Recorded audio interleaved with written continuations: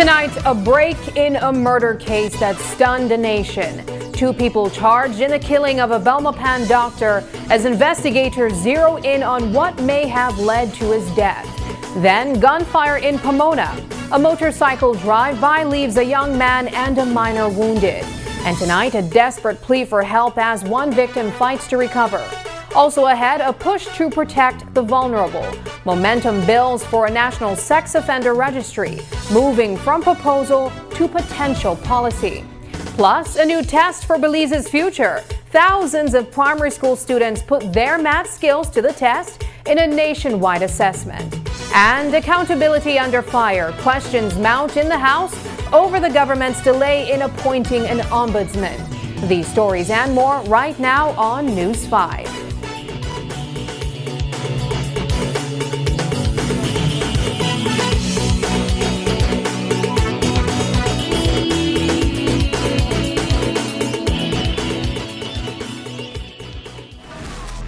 Easy, accessible, safe, yours.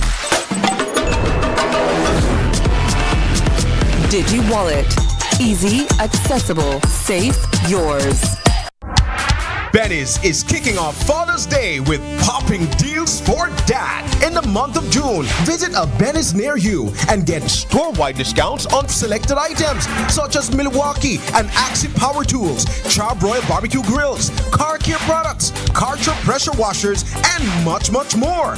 Make dad happy with popping deals for dad in June, only at Benny's. Benny's, Benny's, oh, Benny's, Benny's, Benny's, Benny's.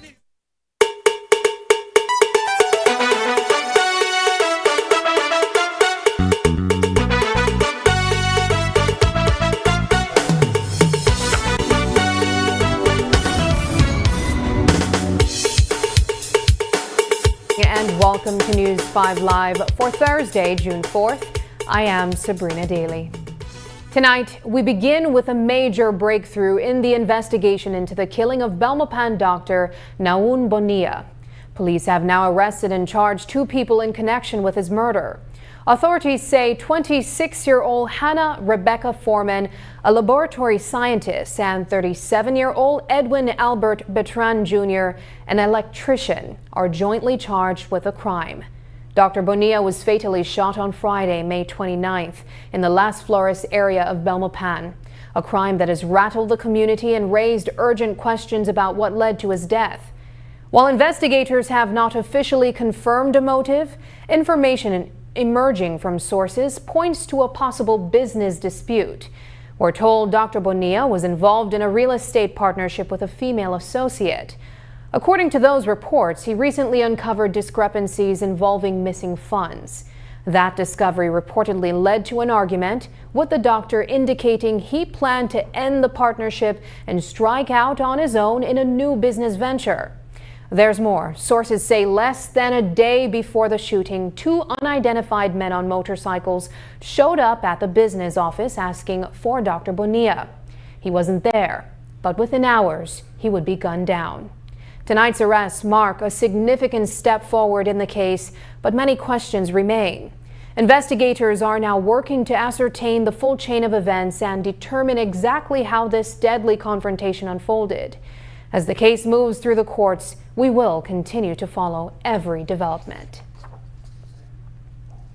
A quiet evening in Pomona Village turned chaotic in a matter of seconds, and now a family is holding on to hope as one young man fights to recover.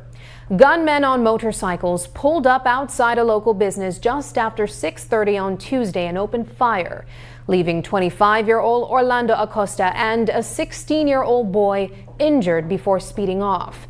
In the aftermath, loved ones are rallying around Acosta, urging the public to help them get him the care he urgently needs. News 5's Brittany Gordon spoke with his family today as they share an update on his condition and their plea for support.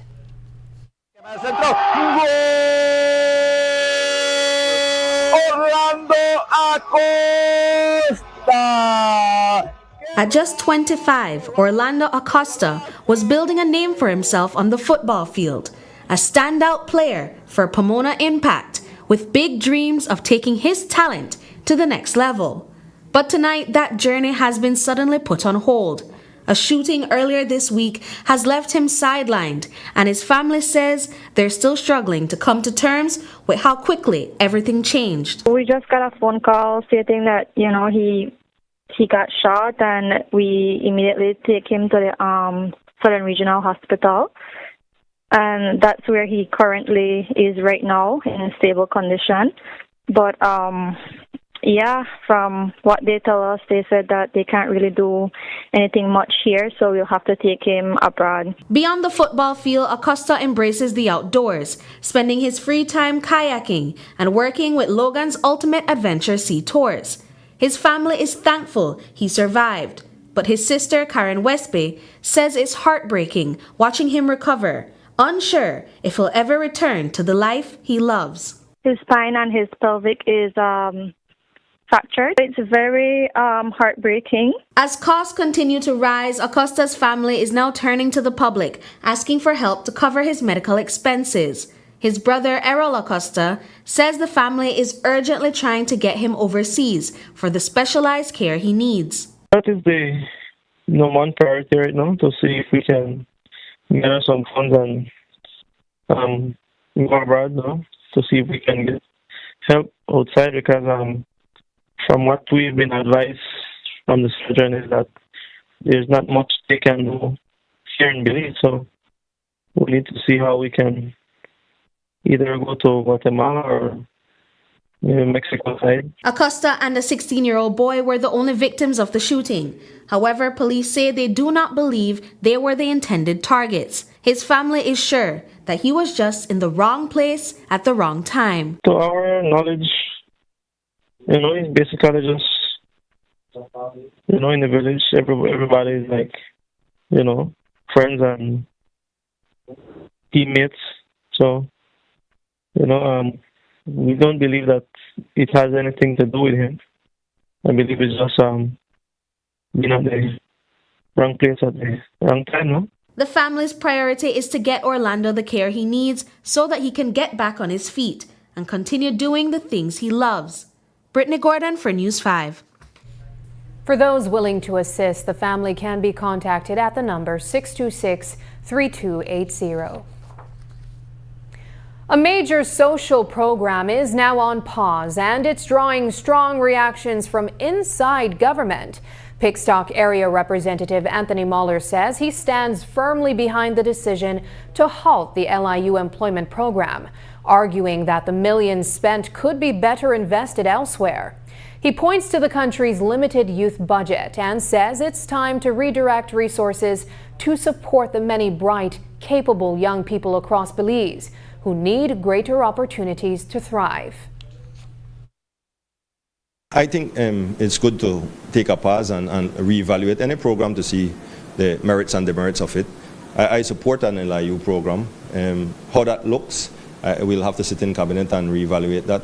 But we need that program. And me as Minister of Youth, I've often questioned how can you be spending $6 million on 583 men when 70% of the population is under the age of 29, right? And the youth budget is only $2.7 million or $3 million, somewhere around there. To me, we have so many bright minds across this country that we need to focus on them, but we have to create the safety net. So the safety net would be more free education in high school, and even taking that to sixth form, whereby we have more people enrolled, more people getting educated properly. Prime Minister John Bersenio has echoed those sentiments in recent comments on the decision. Just weeks after Special Envoy Rossana Bersenio called for a national sex offender registry, the government is moving to make that idea a reality. Today, the Bersenio administration introduced proposed amendments to the criminal code that would turn the existing national sex offenders database into a public registry. Minister of Governance Karim Musa explained what those changes could mean and how they're expected to work.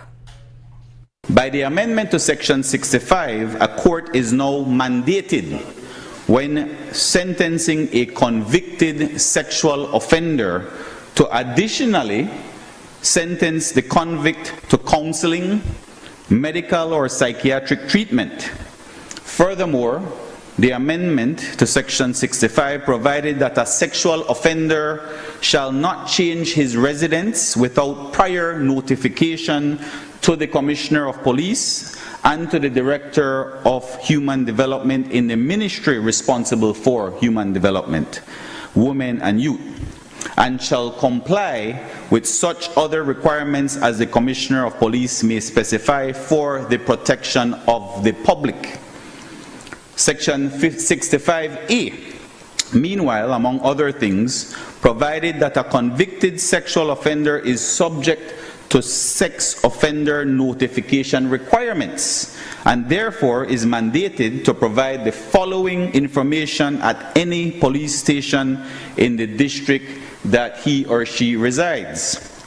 1.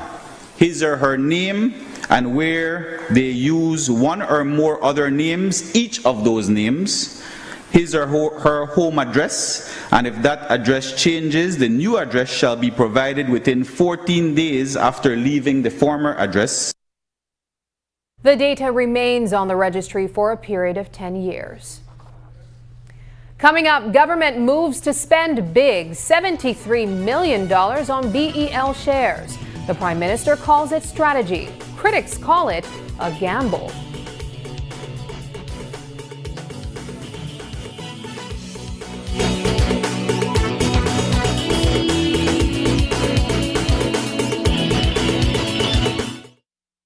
Look here, your kitchen light there and you been in the kitchen. But I'm going back in there right now. And the coffee maker? Just to try to keep my coffee warm for later. Where do you know? I'll try to think about what to eat. You know the more you open or close the fridge, it takes longer for the food cool. For a hot day like today, it burns more energy. You charge your phone right now? No. Plug it out then. You really only wash 2 Lee socks and 1 Lee shirt? You don't know what small load burn the same amount of electricity as large loads? But this is my favorite shirt. You have to be more energy efficient. Use large loads. This AC they blow hard. You know, if you keep the temperature at 25 degrees Celsius or higher, you burn less energy and you also keep the place cool. And for a nice day like today, turn off the AC, open up the house and make some fresh breeze come in. You know what? I think I get it now. As consumers, we need to be more energy efficient and practice energy conservation. Our story was built by people, neighbors helping neighbors, standing side by side with those who trust us to protect what matters most and help build our communities. Being there when needed most. Across borders, across generations. Still growing, still giving, still just getting started. After 185 years. They're not just cigarette, vape, hookah, cigar, and all kind of tobacco product, Lego, dangerous smoke, and toxic chemical. When you smoke or vape, that cloud they not disappear. It turn into second-hand smoke and third-hand smoke where people wrong your breathing. That kind of smoke that could cause cancer, diabetes, lungs disease, and heart problems. It could kill anybody who get exposed to it. If you smoke or vape, go outside, far from people. Everybody deserves to breathe clean air.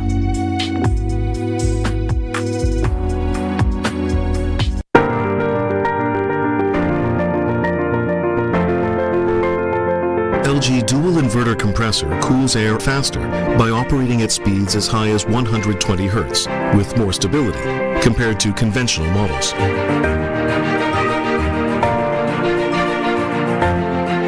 It also saves up to 70% more energy by operating at speeds as low as 10 Hz with more stability.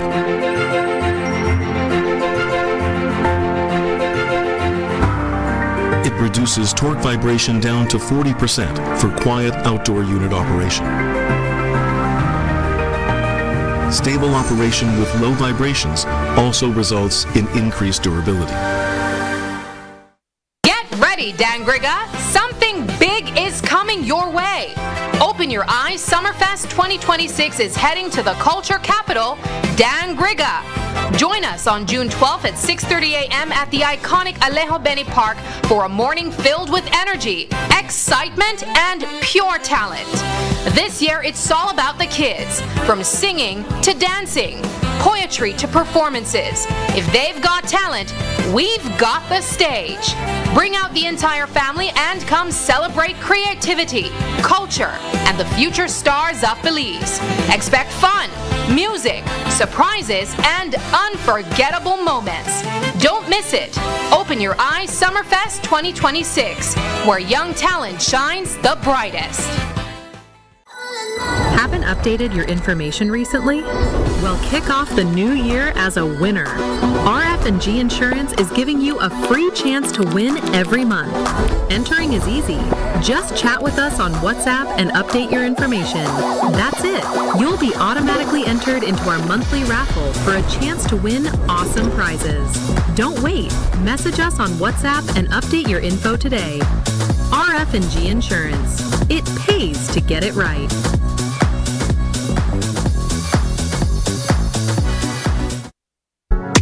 Member owners of St. John's Credit Union Limited, mark your calendars. Join us for the 80th Annual General Meeting on Saturday, June 13, 2026 from 9 a.m. to 1 p.m. It's all happening at St. Catherine Academy's Mercy Center Auditorium on Marine Parade Boulevard, Belize City. Your voice matters. Come take part in the discussion on our transformation, member benefits, and plans. Registration starts at 8 a.m. Come out, cast your vote, and help shape your credit union's future. Plus, get ready to win prizes throughout the event. For 80 years, St. John's Credit Union has stood with its member owners. Now, we look ahead to the next chapter. Together, you're more than a number. You're a member owner. St. John's Credit Union Limited. Safe saving, smart borrowing. Belize marks the International Day of Innocent Children Victims of Aggression, joining a global call to protect children from violence and abuse. The observance comes amid growing concern at home following recent cases of deadly shootings and assaults involving minors. Tonight we focus on the impact and the push for change. News 5's Brittany Gordon reports. This week alone, 2 minors were shot in separate incidents across Belize, and one of them, 15-year-old Rakeem Armstrong, did not survive. His death has sparked outrage, with voices across the country speaking out against the growing violence targeting children. Today, as Belize observes International Day of Innocent Children Victims of Aggression, UNICEF Belize is adding its voice, calling for urgent action to protect the nation's young people from these senseless acts. Its focus is to serve as a reminder that children all over the world continue to be victims of abuse, exploitation, violence, neglect, and other forms of harm.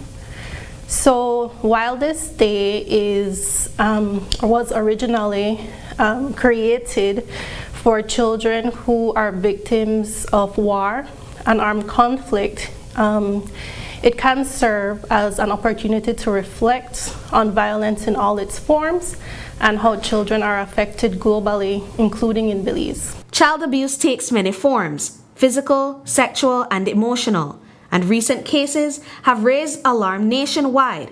In response, the government is moving to create a public sex offenders registry and has approved closed-door testimony for survivors, aiming to reduce fear and protect victims. Today in Cabinet Caribbean Shores Area Representative Karim Musa explained why these steps are critical. International conventions, Mr. Speaker, support the protection of vulnerable victims and witnesses through privacy measures in judicial proceedings. In particular, the United Nations Convention on the Rights of the Child requires that the privacy of children involved in legal proceedings must be respected. while the United Nations guidelines on justice in matters involving child victims and witnesses of crime recommend that proceedings involving child victims and witnesses be conducted in a manner that protects their privacy, including through the use of in-camera hearings. In 2024, Belize made a pledge focused on prevention. Guided by that commitment, the country has since developed a national action plan to end violence against children with support from UNICEF and the Department of Human Services. Child Protection Officer Michelle Segura McGann tells us how Belize is working closely to advance the End Violence Against Children agenda. It really is heavy on prevention and making sure that the services are in place from a holistic approach.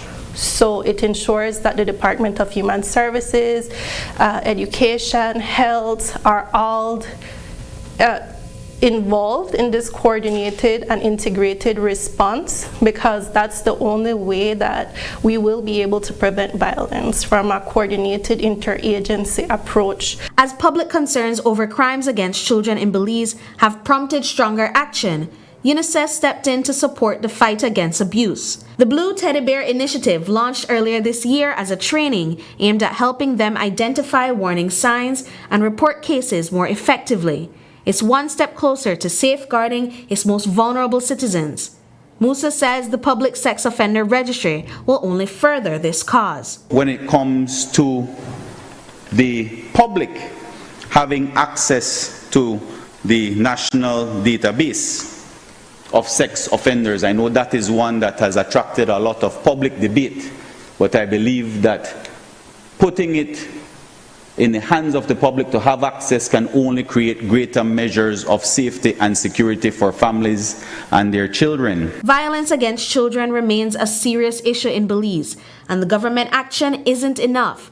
UNICEF is urging Belizeans to stay alert, speak up, and step in when they see signs of abuse, reminding communities that protecting children is everyone's responsibility.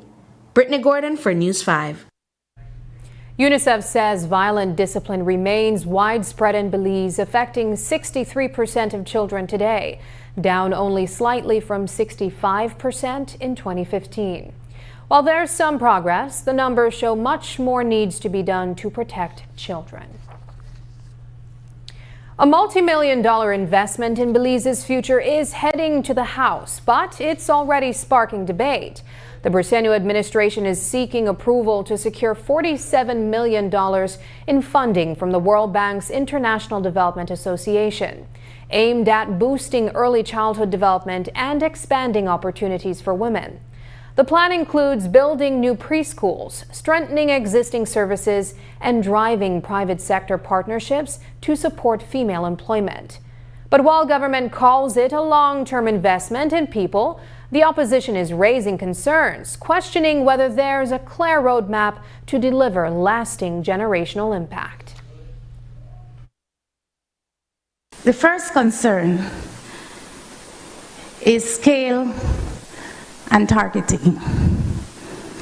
US $23.5 million or 47 million Belize dollars is a significant commitment for any administration. The motion tells us that the project will operate, quote unquote, in targeted areas. But which areas? Which districts? Which communities have been identified as the priority beneficiaries of new preschool classroom construction? The motion is silent on this, and I would hope, in the name of Maud McSweeney Tega, that Punta Negra would be one of them. The House is being asked to approve $23.5 million without knowing where it will be spent or how targeting will be determined. The project also secured $1.2 million in grant funding, and the opposition supported the bill. A dispute that's been simmering for months has now spilled onto the steps of the National Assembly. Members of the Belize Energy Workers for Justice say they've protested, held meetings, and exhausted every avenue, but still feel ignored. Now they're turning up the pressure, demanding severance pay from Belize Electricity Limited, like what former BTL employees received after a court ruling. The group says BEL is preparing to take the matter to the High Court, even as they call for changes at the top, including the removal of newly appointed chairman Lin Young. We need our severance. We need our severance. We have protests before. We went to BEL headquarters. We had press conferences.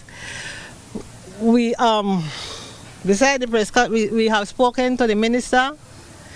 He said that he supports us, and he will take our matter to the cabinet. He will take the matter to the Attorney General to look over the records, as BEL is preparing to go to the court again on a matter that has been ruled. We don't understand that, but so we find it crucial to come here today that the House is meeting to see if we could talk to the Prime Minister, who is ultimately the head of the whole country, and he has the biggest decision he could make, and help us, the elderly workers who have already given our time and our efforts to the country. BEL said that they will go to the High Court to seek what they call declaratory relief, to see if the court will tell them that they're on the right track, or whether otherwise, whether they should pay us, which we don't understand, because I don't know how you can't understand what is a court ruling. They are trying to say what has applied to BTL does not apply to us. And that is not the case, because our severance is not wrapped up in our pension, and that is what they are trying to say. We want to stress that court doesn't take overnight. Yeah. This ruling, we are dying. The Marine Group took that in 2020 to the court. The ruling came out in 2025. 5 years. That's 5 years. Some of us don't have that time. As we said to some of the other reporters, we have members who have died already. We have members in the hospital. And some of us are just limping along. As the dispute heads toward a likely court battle, these former workers say time is not on their side, and they're urging leaders to act before more of their colleagues are lost waiting. As tensions played out outside the National Assembly, a major financial move was unfolding inside. The Briceño administration sought approval to invest $73 million in shares from Belize Electricity Limited, a decision the Prime Minister says is a strategic step toward strengthening national ownership of the country's power supply. This bill seeks the authorization of government to buy these shares with funds from the Consolidated Revenue Fund.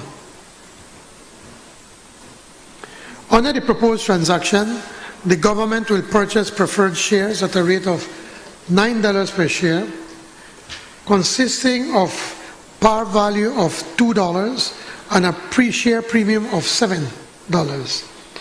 We plan to purchase approximately $73 million of shares. What this bill will do then is to authorize the Financial Secretary to make these payments on behalf of government. This kind of transaction is called a subscription deed, Mr. Speaker.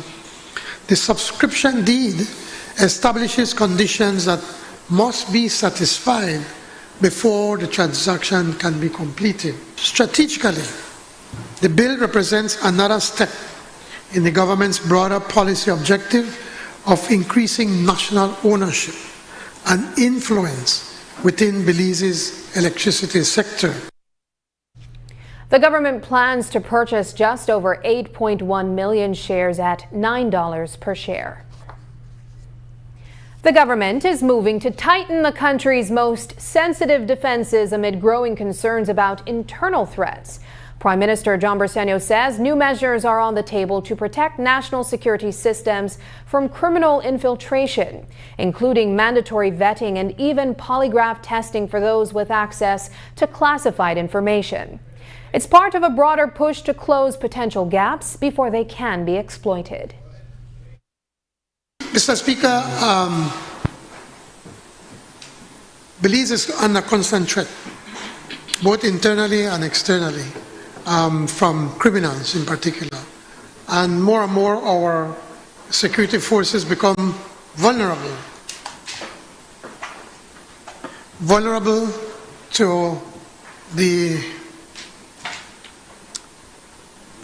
be able to the issue of corruption, that these people that are coming into Belize, and even locals now, or gangs that some of the one or two of the gangs that we're dealing with in Belize are no longer the ones that are in a street corner. These people now have lots of money, and they have some serious guns with them, and they pay for security, for information. And now, as we have been beefing up the National Security Directorate under the National Security Council, which is directly under my charge. And we've been doing quite a lot of work. So the proposed legislative amendment is to require stringent vetting, including polygraphing of the National Defense Directorate. It is the first of its kind in Belize and underscores the commitment of this administration to root out corruption that ignores, facilitates, and at times actively supports criminal activity, including drugs and weapons trafficking. The National Security Council serves as the government's central advisory body, guiding decisions on national security, sovereignty, and public safety.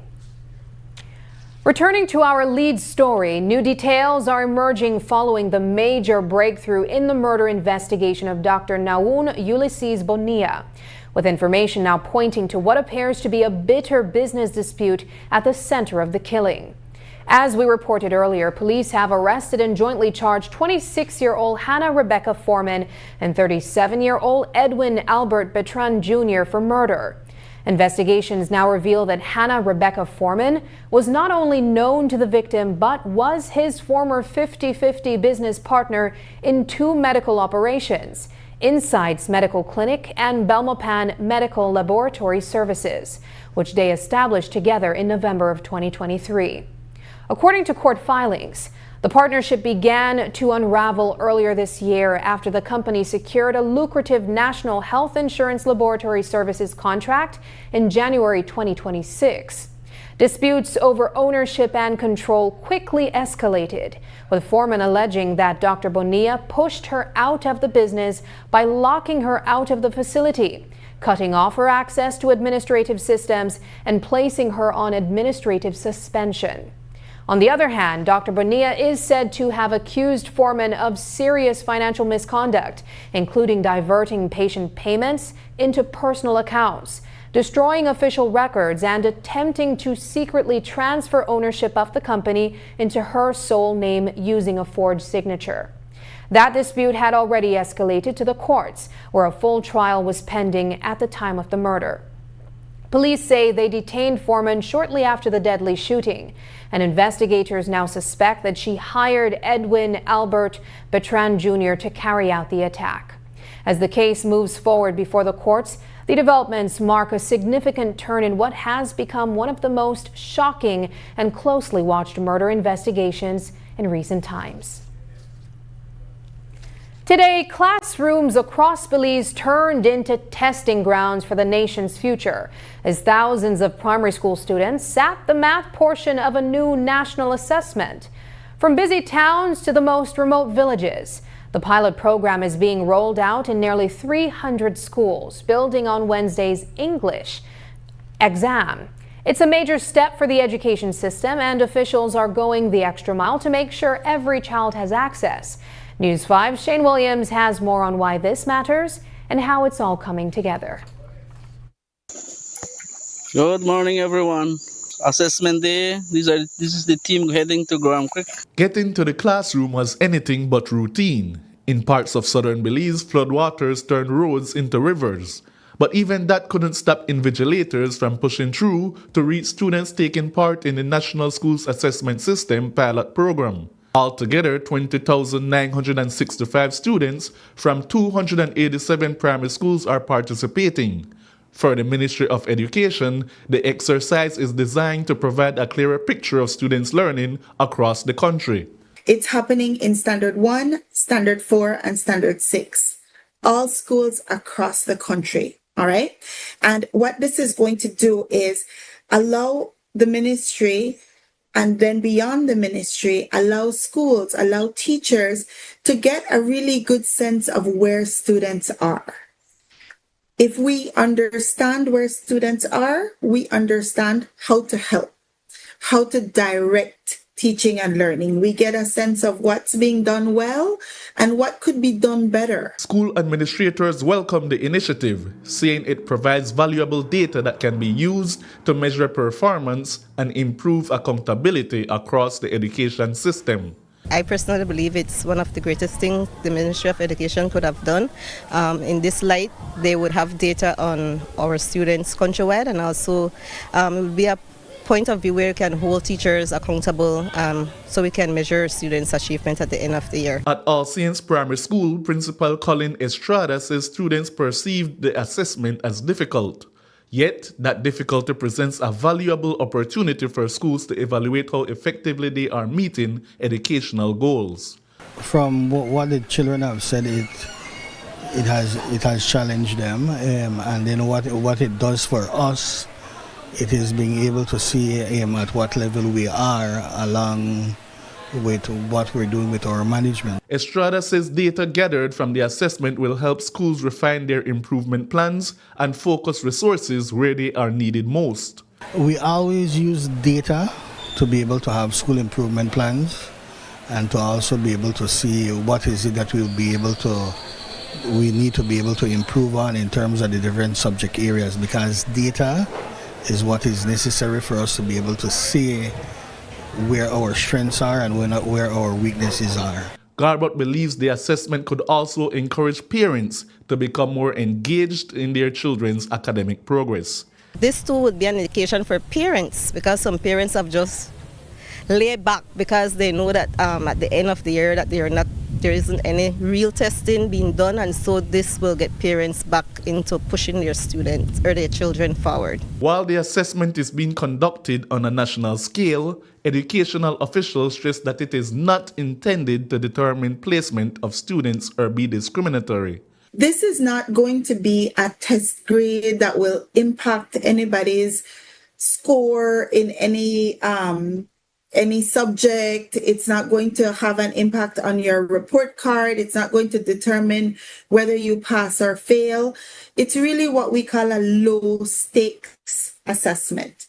It's a tool for improvement, and really improvement for the system. The Ministry of Education intends to add science and Belizean studies to the assessment next year and extend the program to high schools in the near future. Shane Williams reporting for News 5. Still ahead, Senate tensions spill past 10 as a heated clash over judges' pensions goes behind closed doors, leaving the public in the dark.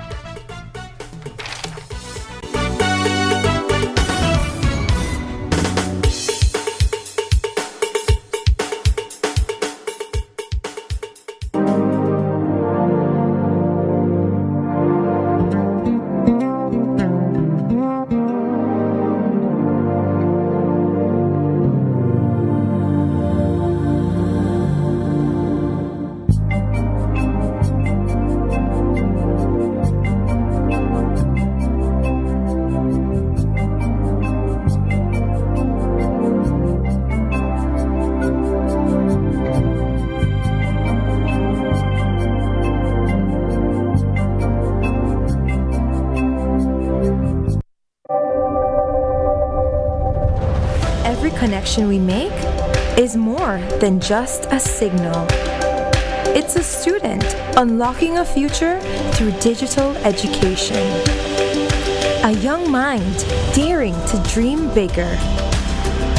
Our culture shared with the world in real time. And everyday heroes answering the call of civic duty.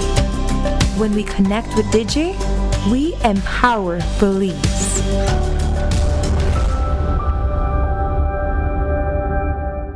The biggest soccer season is here. Are you ready to experience the front row from home?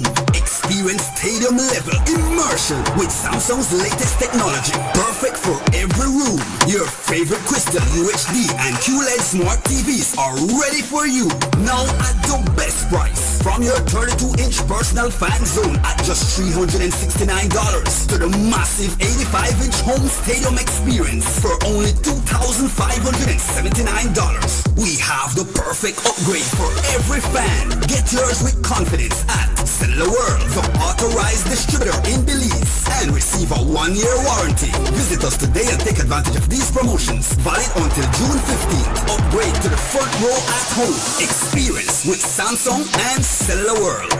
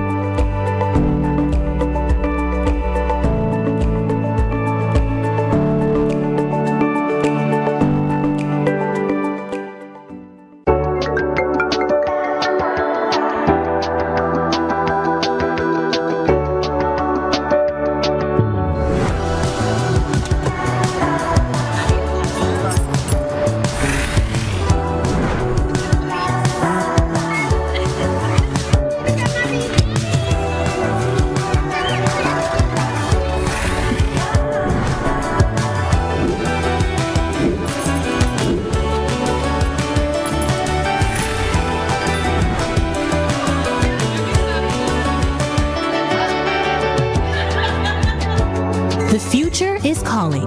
Belize Bank, your future, our commitment. Stay connected in the USA for as low as $10. With Smart Roaming Data Pass, staying connected is simple and affordable. Get the data you need starting at 1,000 megabytes to stay connected to larger plans that keep you online while you travel across the USA.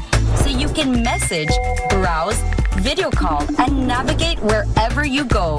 No SIM swap, no bill shock. Just simple, affordable pricing. Activate easily by dialing *100# using the Smart app or online. Smart Roaming Data Pass. Staying connected the smart way. Smart, bringing people together.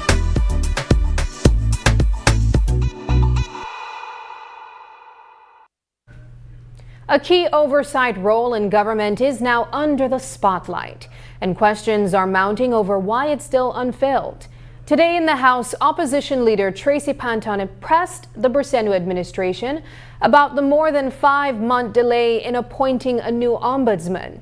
In response, Prime Minister John Briceño says the process is more complex than it seems, pointing to a transition that will transform the office into a broader human rights body, one that, under a new agreement, must be led by a qualified attorney. I think if she had been following up what's taking place is that the former ombudsman brought a paper to cabinet and he just signed on to something we never really think it's true. Based from meetings that he was getting from the EU and other group, where they are converting now the ombudsman office to a human rights office, which will then assume the work of the ombudsman. But it's quite complicated. I think we're biting more than we could chew.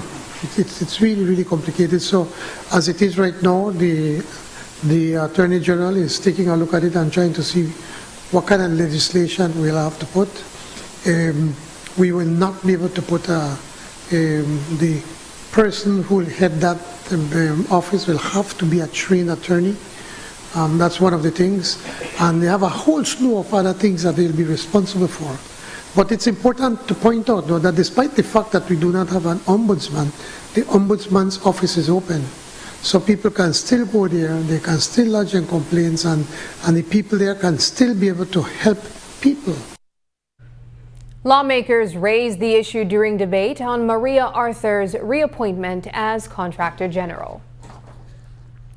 5 months on, Belize still has no ombudsman, the key watchdog office for complaints of corruption and abuse. The post has been vacant since Major Gilbert Suazo's contract expired last December, with no timeline for a replacement. Despite earlier assurances from Prime Minister John Bersenio that the vacancy would be advertised, there's been no update. The delay comes as government pushes changes to laws governing oversight bodies. At Wednesday's Senate sitting, UDP Senator Sheena Pitts raised concerns, questioning why the post remains unfilled even as the government moves to reappoint Contractor General Maria Arthurs. We are here in June 2026 without having to deal with any great efficiency the appointment of an ombudsman for the office of the ombudsman, which is a constitutionally enshrined position that is meant to provide the service of check and balance for the Belizean people. The Ombudsman Act at Section 3 and 7, which provides that there should be an appointment, also makes provision that where there is no substantive office holder, there should be an acting office holder in the office of the Ombudsman, and that is not the case either.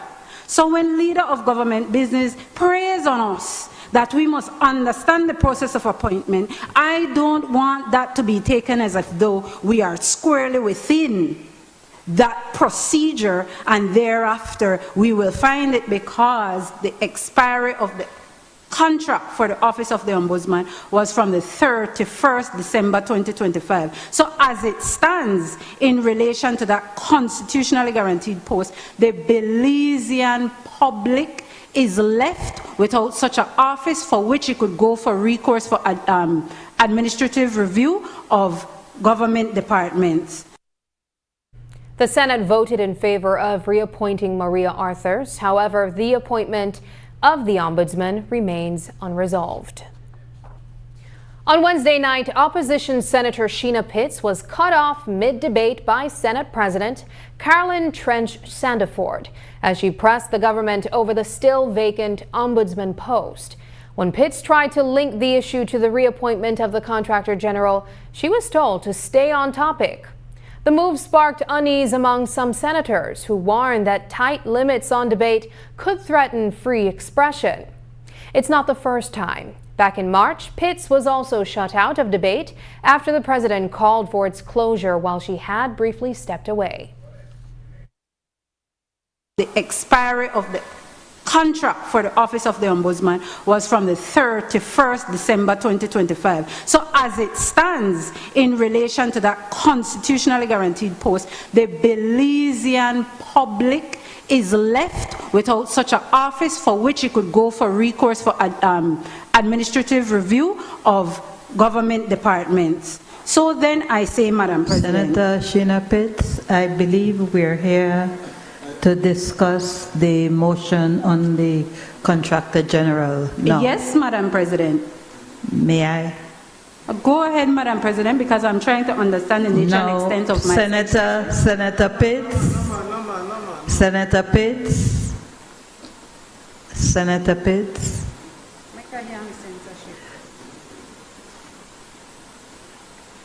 The motion before us is one for the reappointment of the Contractor General.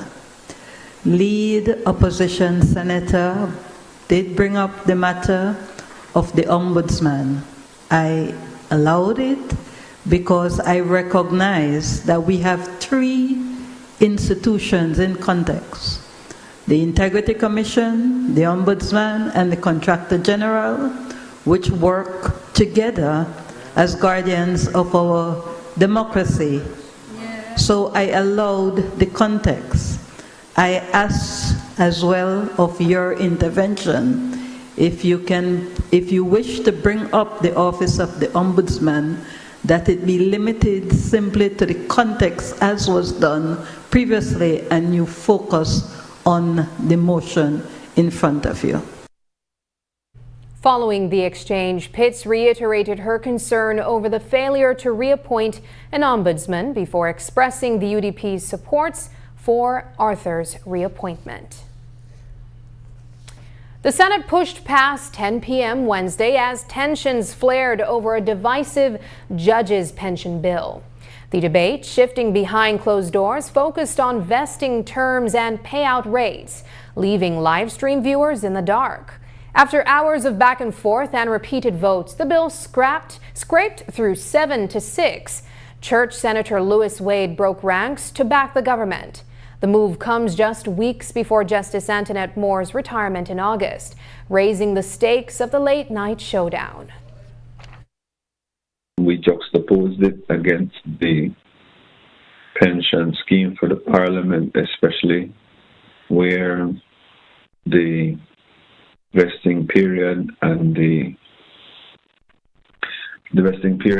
contributions would have been explicitly spelled out in the Parliamentary Pensions Act, and this one we were saying was a little bit too far ahead, like in terms of what it was giving, and so we were just trying our best to compromise with what is reasonable.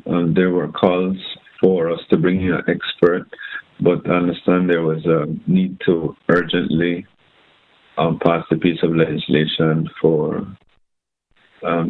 two judges who were retiring in August and September.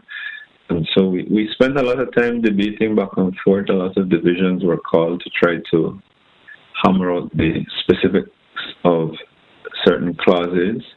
And at the end, when the leader for government business had gone through all his proposed amendments, and we had gone through all of them, the bill was brought back for a third reading, and I had called for a division because the union was not in support of the bill in its current formulation.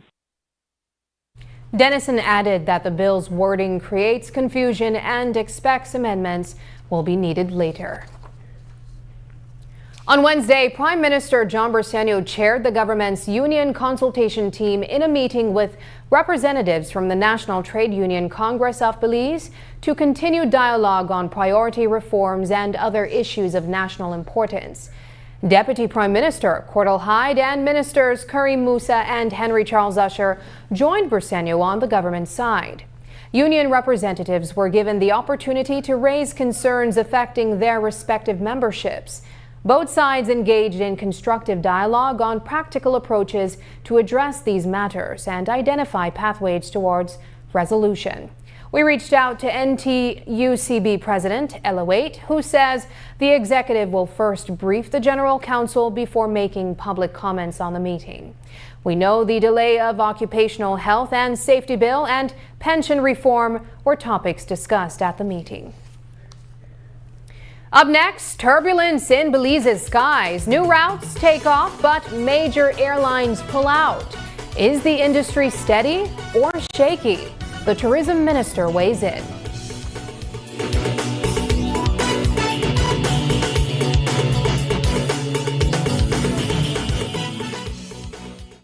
My name is Dr. Rosita Jimenez, and I'm a general laparoscopic surgeon. We have just finished an emergency appendectomy, and we're now moving on to our second operating theater for our laparoscopic gallbladder staining. Basically, this is very easy to diagnose. Simple abdominal ultrasound or a pan-abdominal ultrasound can give us the diagnosis. Laparoscopic gallbladder removal surgeries, 90 to 80% of the time, are done due to gallstones. However, there are other conditions like tumors, malfunctioning of the gallbladder, that also are reasons to get a laparoscopic surgery.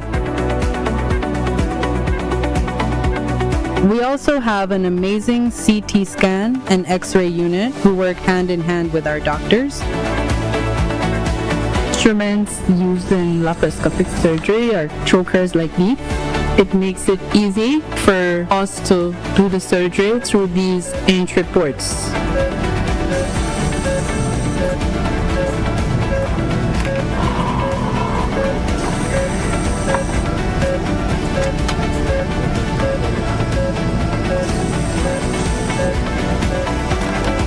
The recovery process is excellent. And basically within a week you are back up, ready to do your job, your daily life activity, like if you hadn't had this surgery.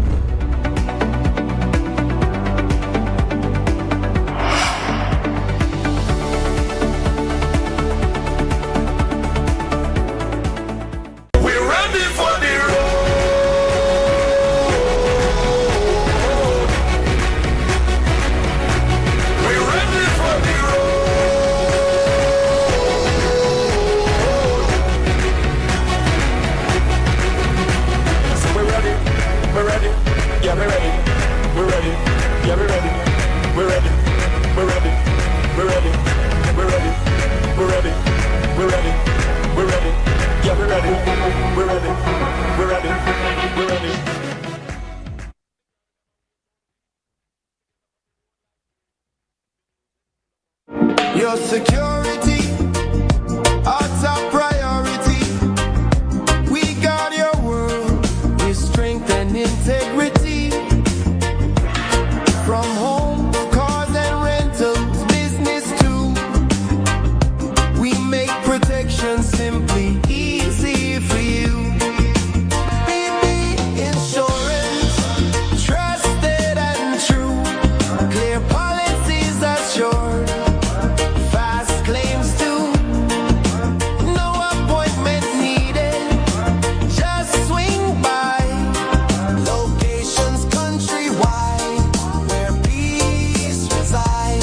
Insurance, your security, our priority. Belize wakes up connected to opportunity. And across our country, the work to keep Belize connected continues. SMART continues expanding our network across the country, bringing stronger coverage to more communities. With recent service enhancements in areas at Blue Creek and Progresso, Belize City, Orange Walk, and more on the way. We're bringing education closer to home, empowering entrepreneurs to grow their businesses, supporting industries that drive our economy, and keeping families connected wherever life takes them. With every expansion, we are investing in the infrastructure that moves Belize forward. Because connection isn't just about signal, it's about opportunity, progress, and the future we are building together. SMART, bringing people together. Season 8 of KTV. I want only be. This is a lot. If you got the voice, the vibe, and the passion to live everything you've got on this stage. Mark your calendar and get camera ready. Auditions are June 6 and 7 from 9 a.m. to 3 p.m. At a Greater Belize, Leisure Studios and Tony Drive, Belize City. Hey, selected contestants will enter the KTV Season 8 competition, and the lucky winner will go home with a 10,000 grand prize. This is your moment. Are you ready? Are you ready? I want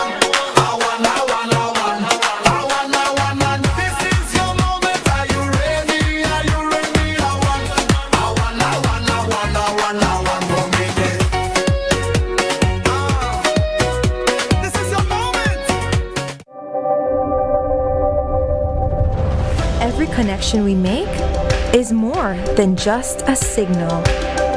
It's a student unlocking a future through digital education. A young mind daring to dream bigger. Our culture shared with the world in real time. And everyday heroes answering the call of civic duty. When we connect with Digi, we empower Belize.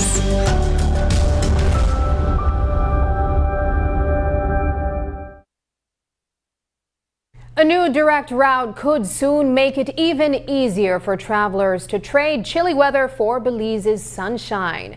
Bermuda Air has announced plans to launch non-stop flights between Raleigh-Durham International Airport in North Carolina and Belize starting in December 2026. The seasonal service will run twice weekly from December 20th through May 2nd, targeting peak travel demand from those looking to escape the cold. Today we caught up with Tourism Minister Anthony Moller to get his take on this latest development. We have been in talks with Bermuda Air for some time now. Actually, the original discussion was about to flag the plane Belize Air, whatever we want it to be named, right? And we've been talking about multiple destinations from the United States, Guatemala, and maybe one more. But I think they announced earlier than we had anticipated. We wanted some more time to look at their proposal and what they're asking. But they're very, very much interested in working with Belize. Belize fits they're a premium carrier, and Belize fits their model. And so I'm excited to see where it ends up. But we have quite a ways to go in terms of really, really finalizing that arrangement. The airline landscape in Belize is shifting and not without its challenges. While the new Bermuda Air route offers fresh opportunity, recent departures by Spirit Airlines and JetBlue have raised concerns about the industry's stability. Still, Minister Anthony Moller remains optimistic, brushing it off as part of the business. He says government is actively in talks with other carriers working to keep Belize connected and competitive. These are trying times for the entire industry. I expect to see more Spirit Airs, what happened to them occur throughout. I've seen some already in the Caribbean, but we continue to do our work. So you lose some and you gain some. So I believe another airline will increase its capacity to Belize. We're talking to current airlines that we have to expand out of new cities. I can't say these things publicly before it's announced, but we have at least 4 or 5 new routes that we're talking about, separate from the Bermuda Air routes that we're discussing. So we continue. That has been one of our primary goals or energies. A lot of our energies have been spent on going after airlift, and then coupled with trying to get more quality hotel rooms into the country. Moller says tourist arrival numbers continue to increase despite current airline challenges. Questions are being raised over the police handling of a traffic accident that occurred on the Ring Road in Belmopan on the night of May 1st. One of the drivers involved, Corey Middleton, is now publicly alleging that officers gave him conflicting accounts about who was responsible for the crash, and later pressured him to accept fault and settle the matter through insurance. Middleton says he initially accepted information provided by investigators while recovering from injuries sustained in the collision, but later sought a review after becoming concerned about the circumstances surrounding the case. He claims a senior police officer subsequently informed him that the other driver, PSU President Dean Flowers, was at fault based on measurements and evidence gathered at the scene. However, Middleton says the matter was later deemed inconclusive and both drivers were charged with traffic offenses. Flowers rejects Middleton's version of events, maintaining that Middleton caused the collision through reckless speeding and overtaking, and says the courts will ultimately determine responsibility. Middleton spoke publicly today, insisting he is seeking transparency and fair legal process. Because of the injuries I sustained, I was not able to to the best conditions of immediately occurred, and my recollections of the events or detail was not complete.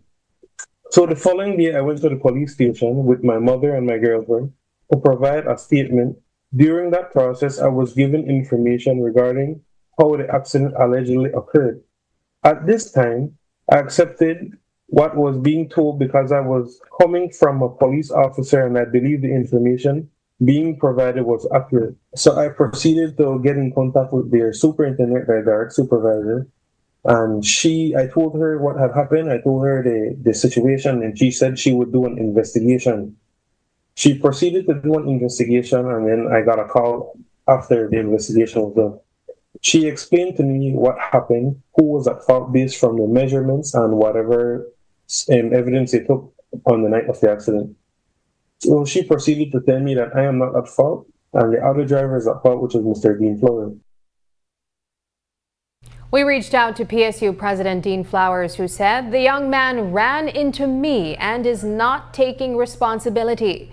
He did file a report accepting responsibility, then a few days after returned to the station to withdraw his statement. So the matter will proceed to court for the court to decide who was at fault. I'm just grateful no one was severely injured or died because of his reckless speeding and overtaking at an intersection. A peaceful protest took to the water in City River this morning as Garifuna activists traveled by boat from Hopkins to call out what they describe as disrespectful and discriminatory remarks made during a recent village boundary meeting. The demonstration comes after tense exchanges over the weekend, where some expatriate property owners questioned Garifuna claims to land rights in the area. Activists say those comments dismiss the community's deep historical and cultural ties and risk fueling division. Leading the charge was activist Maurice Herrera, who made it clear that the protest isn't against City River residents, but against what he says are outside efforts to undermine Garifuna identity and unity. We see it fit that we have to nip it in the bud. We didn't want anything to get out of control or the hand with rhetoric of discrimination and outright disrespect, not even knowing the history of the Garifuna people. And I see it fit that we had to address it, and had to address it in a very peaceful manner, and to let it be known that this fight is not with the people of City River. Those are our people as well, you know, those are our friends, those are our neighbors. Those are Belizeans just like me and you, you know, and immigrants trying a quick one, thinking that we was going to sit back and not say anything about it. We exercise a freedom of speech. We exercise freedom to traverse this country with peace, and that's what this was about. Immigrants, you know, they are white as well. You know, it's not. When we go to their country, they treat us far different, harshly. You know, they treat us like we're less than humans, and they turn around, come in our territory, and to cast this divide amongst our people, that really touched me. It makes me want to, you know, I was really emotional. We will die for our people. We'll die to preserve our language, to preserve our attire, to preserve our food, to preserve our spirituality. We will die for that. Most importantly, I want the people of City to get the message. Don't let nobody cast a divide between us. We love them. The National Garifuna Council says the demonstration was not sanctioned by the council, but it supports any lawful demonstration by its people to ventilate this issue. After the break, new stadiums are rising, but are athletes being left behind? The Minister of Sports says it's all about the budget.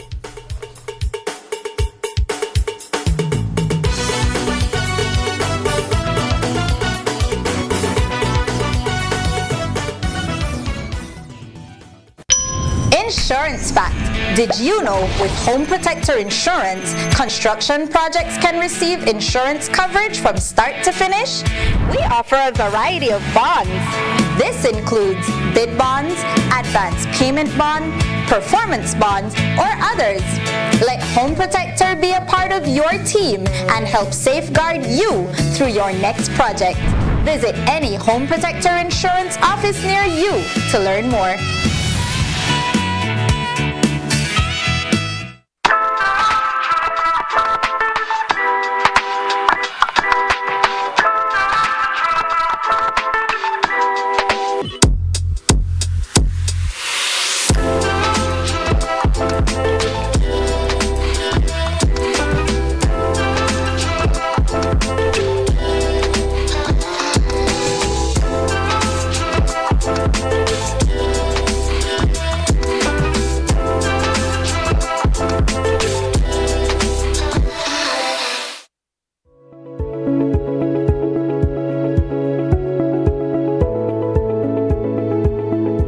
Belize Electricity Limited is pleased to announce the holding of its 2025 Annual General Meeting at the BEL Corporate Headquarters at 2.5 miles Philip Golson Highway, Belize City, Belize, at 3:00 p.m. on Thursday, June 18, 2026.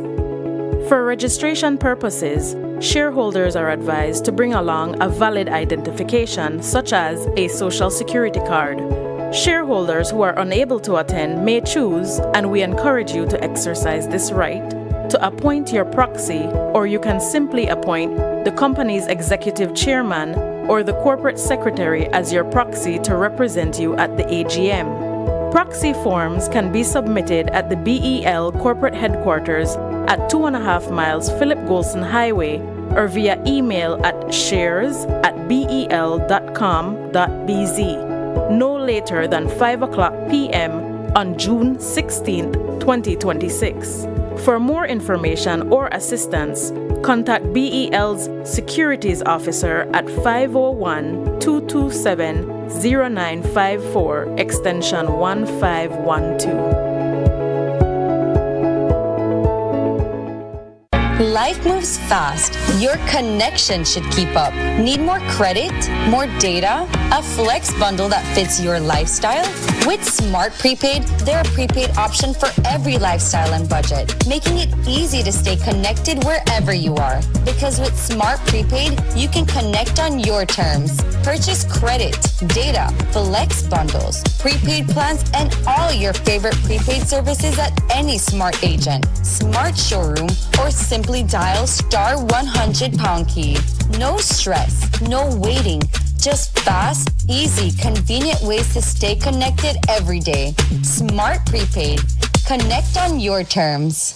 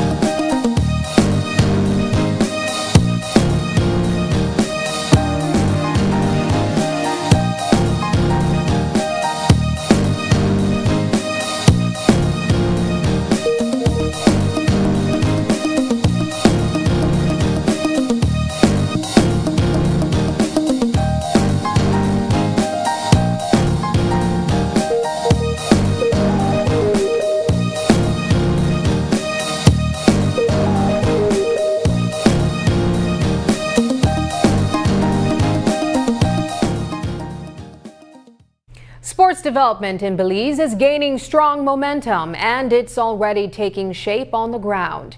Government is rolling out an ambitious plan to build a network of high-performance training centers across the country, starting with a major overhaul of the Marion Jones Sporting Complex.